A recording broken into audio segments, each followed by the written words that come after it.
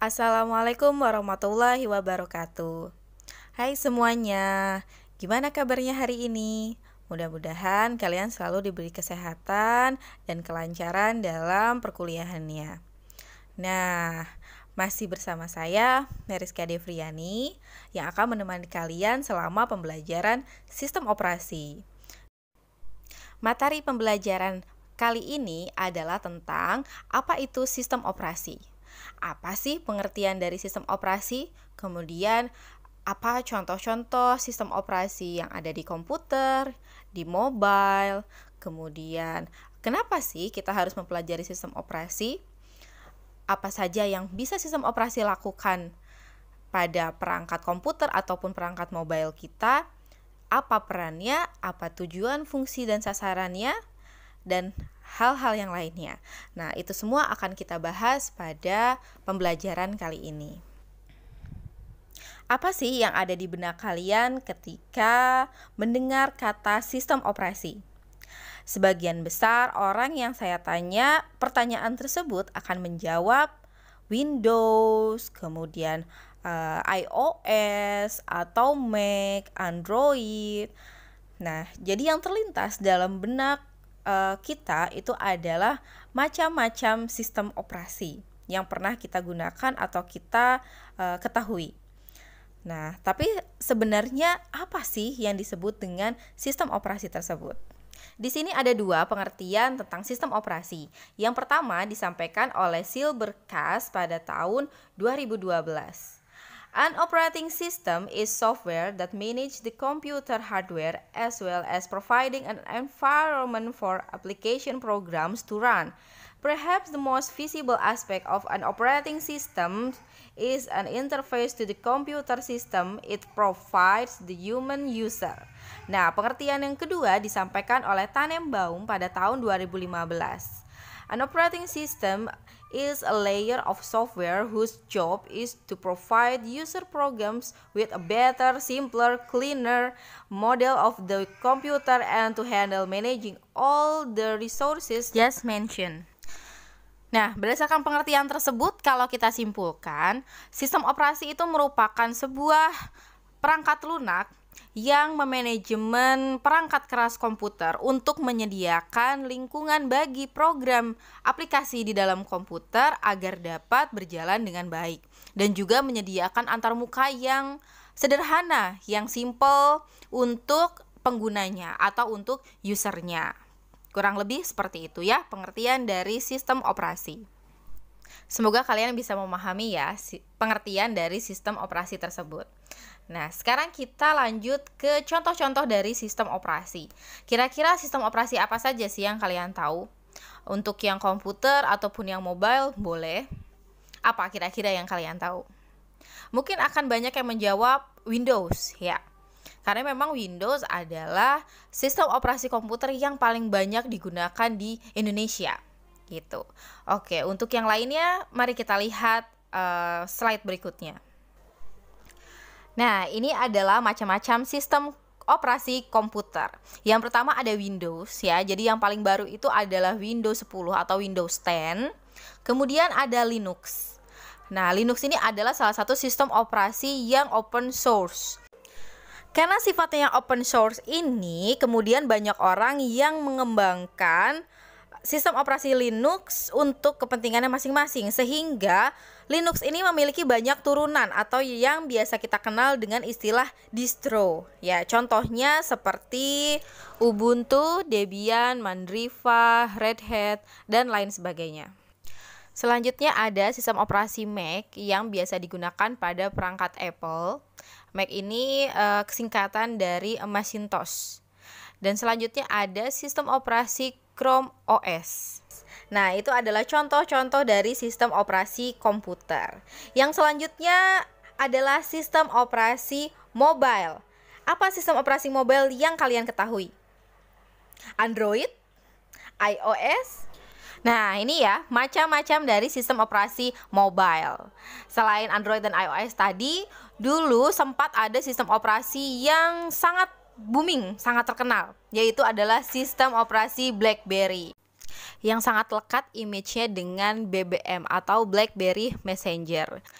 Namun seiring dengan berjalannya waktu dan mulai berdatangannya perangkat dengan sistem operasi Android, perangkat-perangkat yang bersistem operasi BlackBerry ini kemudian tergeser atau tersingkir. Jadi banyak orang yang beralih dari BlackBerry ke sistem operasi Android. Yang selanjutnya ada sistem operasi Windows Phone. Jadi sebenarnya sistem operasi ini sebelumnya bernama Windows Mobile. Mulai berubah menjadi Windows Phone sejak perangkat yang digunakan itu mulai beralih ke perangkat dengan layar sentuh. Nah, selanjutnya ada sistem operasi Symbian. Pasti kalian semua udah pada tahu ya, ada sistem operasi yang namanya Symbian. Dulu zaman-zamannya belum ada sistem operasi Android, BlackBerry, mungkin iOS juga masih belum secanggih sekarang ya. Sistem operasi Symbian ini digunakan pada perangkat dengan brand yang bernama Nokia. Pastinya udah pada tahu ya, karena Nokia ini cukup legend juga. Saya juga dulu awal-awal punya HP itu mereknya Nokia 5110 yang masih ada antenanya. Dan alasan pengen banget punya HP itu karena ada game ularnya atau game snake-nya. Nah, jadi itulah beberapa contoh sistem operasi mobile. Sebenarnya masih banyak lagi sistem operasi yang lainnya seperti Palm OS yang digunakan pada perangkat PDA. Nah, sekarang kenapa sih kita harus mempelajari sistem operasi? Jadi, ada 4 tujuan utama atau 4 tujuan yang ingin dicapai dalam pembelajaran sistem operasi. Yang pertama adalah merancang atau memodifikasi sistem operasi sesuai kebutuhan. Jadi tujuan tertinggi kita mempelajari sistem operasi ini adalah nantinya diharapkan dapat merancang sendiri atau memodifikasi sistem operasi yang telah ada sesuai dengan kebutuhan khusus kita. Yang kedua adalah memilih alternatif sistem operasi sesuai tujuan sistem komputer yang hendak dibangun. Jadi agar dapat menilai sistem operasi dan memilih alternatif sistem operasi yang sesuai tersebut, kita harus mengetahui beberapa macam dan karakteristik dari sistem operasi yang berbeda. Jadi keputusan pemilihan sistem operasi ini merupakan keputusan yang utama dan mendasar dalam pembangunan sistem berbasis komputer. Yang ketiga adalah meningkatkan pemanfaatan sistem operasi untuk meningkatkan kinerja sistem komputer. Jadi pemakai itu kan harus berinteraksi dengan sistem komputer untuk menyelesaikan tugasnya. Karena sistem operasi merupakan perangkat lunak yang menjadi antarmuka utama dalam berhubungan dengan sistem komputer. Nah, dengan mempelajari sistem operasi ini, kita bisa meningkatkan manfaat sistem operasi sehingga meningkatkan kinerja sistem komputer. Dan yang keempat adalah harapannya kita dapat menerapkan konsep dan teknik yang ada pada sistem operasi pada pengembangan aplikasi-aplikasi yang lainnya. Oke, yang selanjutnya adalah apa yang dilakukan oleh sistem operasi pada perangkat komputer atau perangkat mobile yang kita miliki. Di sini ada 2 gambar ya. Sebenarnya 2 gambar di sini itu menjelaskan hal yang sama. Kalau kita lihat, sistem operasi di sini berada di antara program aplikasi atau perangkat lunak aplikasi dan perangkat keras atau hardware. Jadi di sini sistem operasi itu memang menjembatani antara program aplikasi dengan perangkat kerasnya. Nah, untuk lebih jelasnya, kita lanjut ke slide yang berikutnya. Terdapat 2 hal utama yang dilakukan oleh sistem operasi. Yang pertama adalah mengelola seluruh sumber daya sistem komputer. Jadi sistem operasi ini mengelola seluruh sumber daya agar semua yang terdapat dalam komputer dapat beroperasi secara benar dan efisien. Yang kedua adalah sebagai penyedia layanan. Sistem operasi memiliki dan menyediakan sekumpulan layanan ke pengguna sehingga dapat memudahkan dan juga membuat pengguna nyaman dalam menggunakan sistem komputer. Nah, sekumpulan layanan ini disebut sebagai sistem call. Sebelum kita lanjut ke pembahasan yang berikutnya. Sebenarnya apa sih yang disebut dengan sumber daya sistem komputer? Apa saja yang termasuk di dalam sumber daya tersebut? Kita lanjut ya ke slide yang berikutnya. Sumber daya sistem komputer adalah semua komponen di sistem komputer yang memberi manfaat. Pada dasarnya semua yang terhubung ke sistem komputer secara fisik dan terdapat di sistem komputer adalah sumber daya. Seluruh sumber daya harus dapat dimanfaatkan dengan benar dan efisien. Pemanfaatan yang benar dan dengan efisiensi setinggi mungkin merupakan sasaran dari sistem operasi. Nah, sumber daya ini terdiri dari dua. Yang pertama adalah sumber daya fisik dan yang kedua adalah sumber daya abstrak. Ada banyak perangkat yang termasuk ke dalam sumber daya fisik. Di antaranya perangkat masukan seperti keyboard, barcode reader, kemudian ada perangkat tunjuk atau pointing device, yaitu mouse, light pen, trackball, touchscreen. Kemudian ada perangkat penyimpanan sekunder, ada hard disk, flash disk, CD-ROM atau DVD, kemudian perangkat penampil, layar monitor, LCD, kemudian ada perangkat pencetak, yaitu printer, plotter, kemudian perangkat komunikasi yaitu modem, Ethernet card, perangkat memori itu ada RAM, cache memory, dan register, kemudian perangkat multimedia ada kamera, ada sound card, dan radio, perangkat grafis seperti scanner, kemudian perangkat pengendalian proses yaitu sensor-sensor dan aktuator-aktuator. Sedangkan sumber daya abstrak itu terdiri dari dua hal. Yang pertama adalah data dan yang kedua adalah program. Untuk data ini sendiri, contohnya adalah PCB atau Process Control Block yang fungsinya untuk mencatat dan mengendalikan proses. Selain itu ada semaphore yang fungsinya untuk mengendalikan sinkronisasi proses-proses. Kemudian ada tabel segmen, tabel page, inode, sistem fetch, linked list. Selain itu ada berkas atau yang kita kenal dengan istilah file yang fungsinya untuk menyimpan data atau program. Sedangkan program, jadi yang disebut sebagai program itu adalah kumpulan instruksi yang dapat dijalankan oleh prosesor atau pemroses. Jenis-jenis program itu ada dua, ada program utilitas dan ada program aplikasi. Nah, jadi itu ya sumber daya yang ada pada sistem komputer. Jadi kalau nanti saya banyak menyebut istilah sumber daya, nah sumber daya inilah yang dimaksud.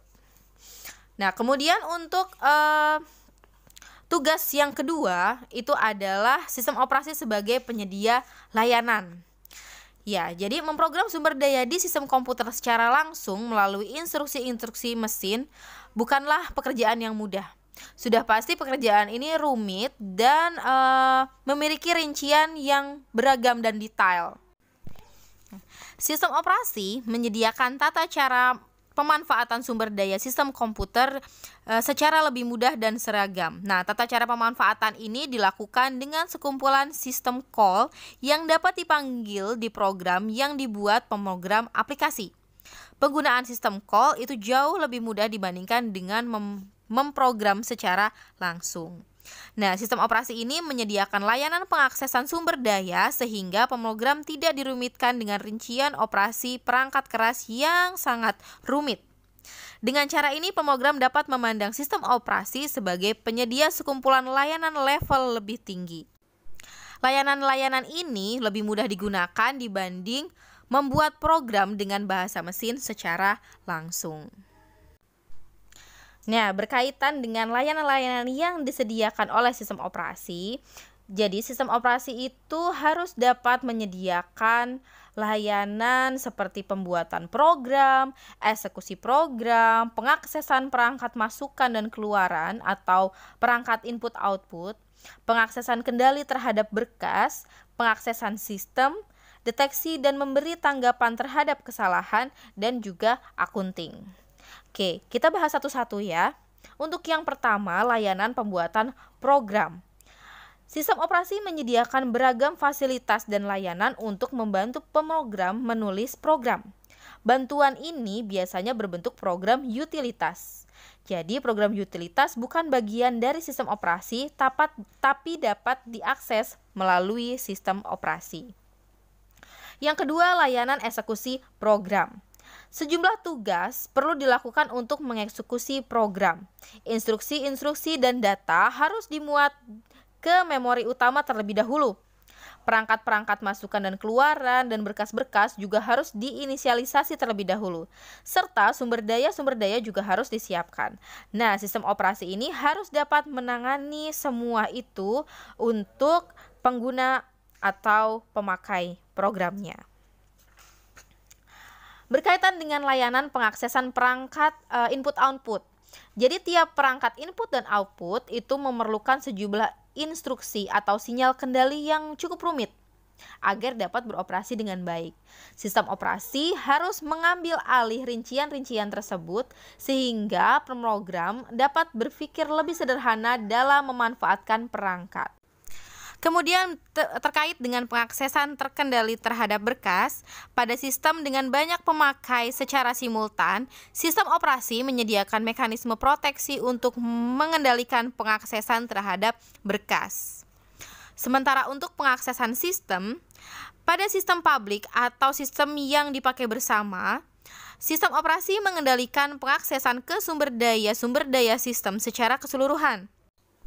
Fungsi pengaksesan harus menyediakan proteksi sumber daya dan data dari pemakai yang tidak diotorisasi, sehingga harus menyelesaikan konflik-konflik dalam perebutan sumber daya. Nah, terkait dengan deteksi dan memberi tanggapan terhadap kesalahan, beragam kesalahan dapat saja muncul di dalam sistem komputer.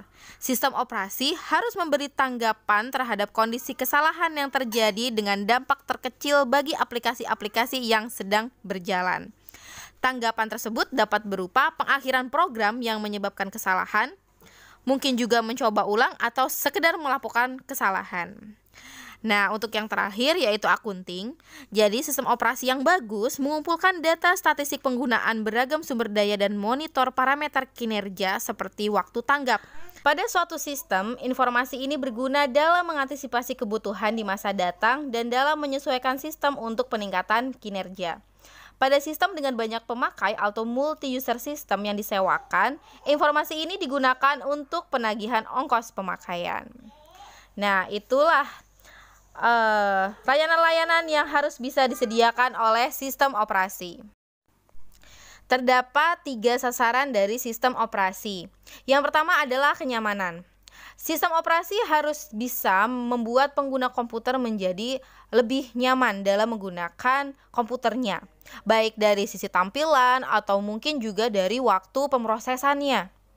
Yang kedua adalah efisiensi. Nah, sistem operasi harus bisa mengatur sumber daya yang terbatas agar dapat menjalankan semua tugas-tugas secara efisien. Dan yang ketiga adalah mampu berevolusi.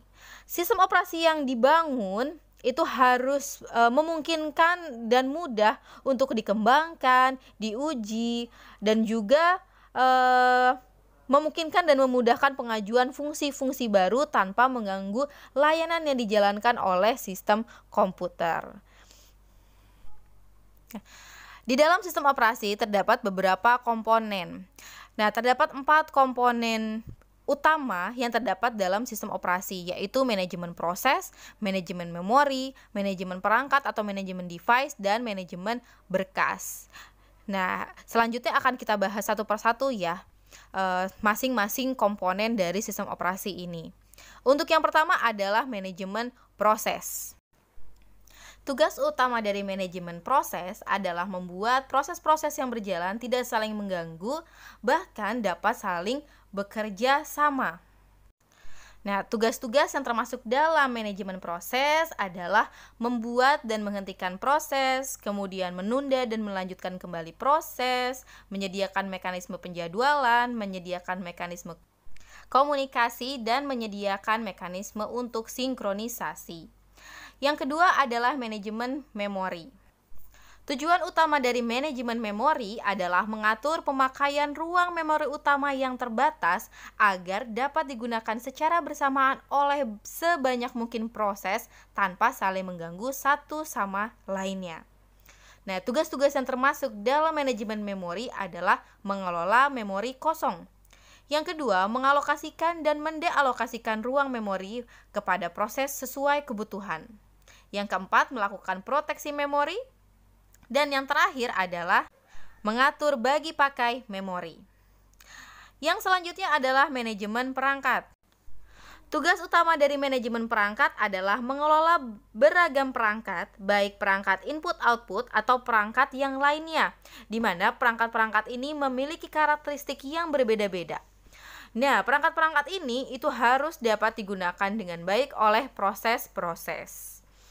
Yang termasuk ke dalam tugas dari manajemen perangkat diantaranya adalah melakukan penjadwalan perangkat input-output, melakukan buffering, caching, spooling, reservasi perangkat, dan penanganan kesalahan pengaksesan perangkat input dan output.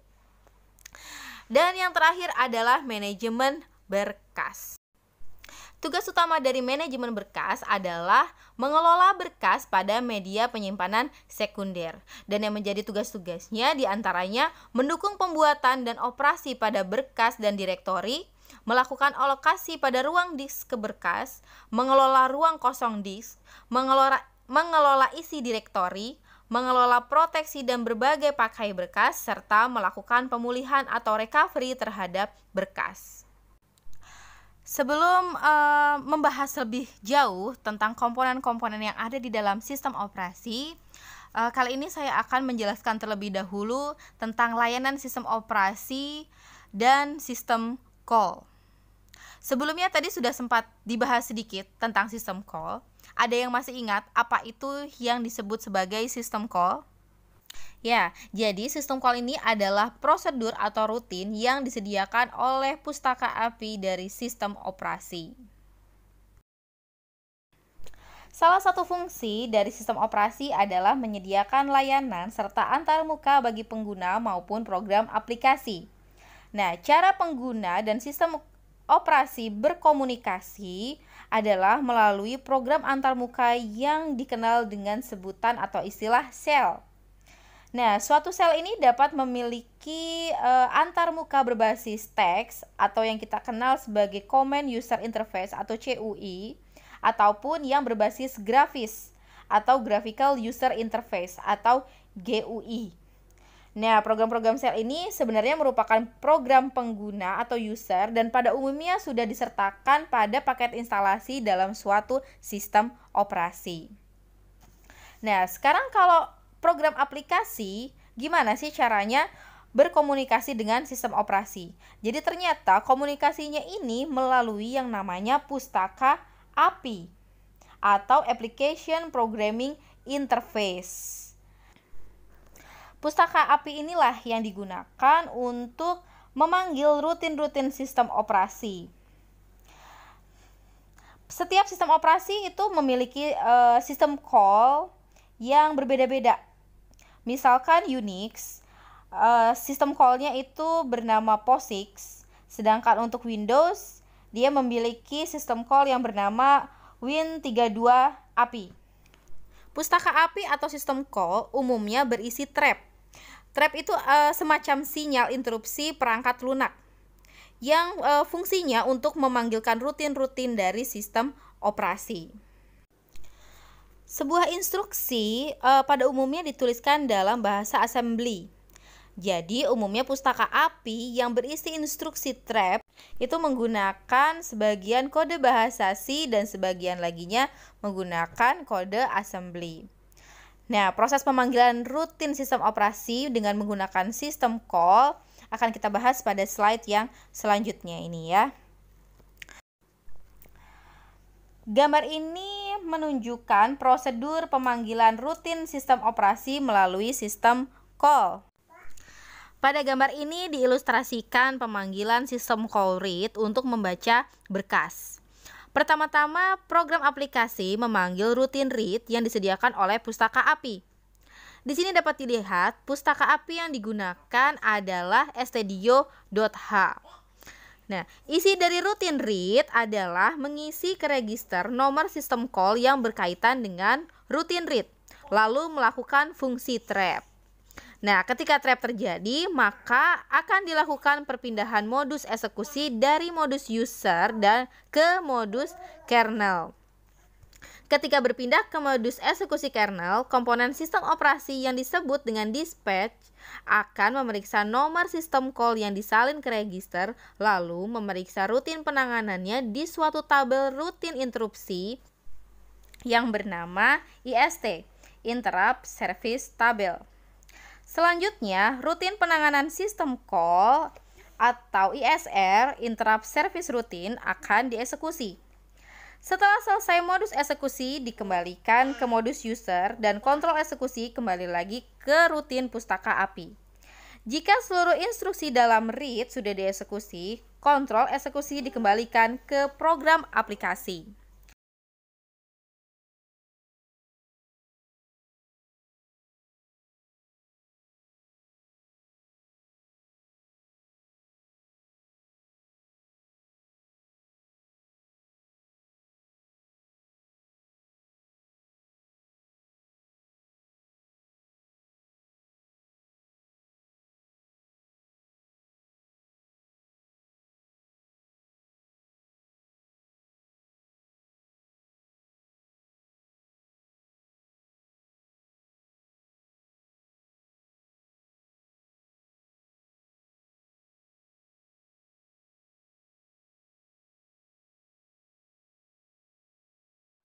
Untuk pemanggilan rutin-rutin yang lain kurang lebih memiliki step by step yang sama dengan prosedur pemanggilan rutin sistem operasi yang sudah dijelaskan tadi.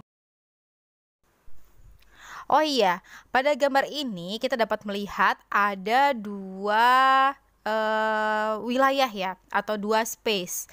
Yang pertama itu adalah kernel space dan yang kedua adalah user space. Nah, apa sih yang membedakan dua bagian ini? Jadi kalau kernel space itu adalah tempat di mana instruksi dari sistem operasi itu legal untuk dieksekusi atau dijalankan. Sedangkan user space adalah tempat di mana program-program aplikasi milik user atau pengguna dijalankan. Nah, itu ya. Jadi itulah perbedaan antara kernel space dengan user space. Nah, untuk perpindahan kernel ini itu harus melalui mekanisme trap terlebih dahulu. Oke, jadi itu semua adalah materi tentang pendahuluan atau perkenalan dari sistem operasi. Mudah-mudahan kalian bisa memahami ya. Kalau ada yang ingin ditanyakan, kalian bisa langsung menanyakannya melalui WhatsApp group atau juga bisa menanyakan melalui private chat ke saya. Atau kalian juga bisa menuliskan pertanyaan kalian di bagian komen ya.